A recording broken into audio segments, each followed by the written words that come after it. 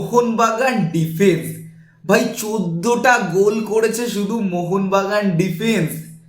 অন্য মানে 42টা টোটাল গোল হয়েছে, 14টা গোল করেছে মোহনবাগান ডিফেন্স এবং টোটাল 22টা গোল কন্ট্রিবিউশন রয়েছে মোহনবাগান ডিফেন্সের। শুধুমাত্র আমি centre back, left back, right ব্যাকের কথা বলছি। এই শুভাশিস বোস 20টা অ্যাপিয়ারেন্সে 6টা গোল 1টা অ্যাসিস্ট। আলবার্টো রড্রিগেজ 17টা অ্যাপিয়ারেন্সে 5টা গোল 1টা অ্যাসিস্ট। টম হোল্ডার 2টো গোল 1টা অ্যাসিস্ট।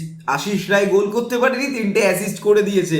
দিব্যেন্দু বিশ্বাস 1টা গোল 2টো অ্যাসিস্ট। এটার জন্যই বললাম যে প্রত্যেকটা পজিশনে মোহনবাগান দুর্দান্তভাবে ডেলিভার করছে, যার জন্য এই মরশুমে অনবদ্য কিছু রেকর্ড এবং শিল্ডকে একেবারে কনফার্ম করে নিয়েছে এবং ফোকাসড ওয়েতে নেক্সট দিকে এগোচ্ছে মোহনবাগান।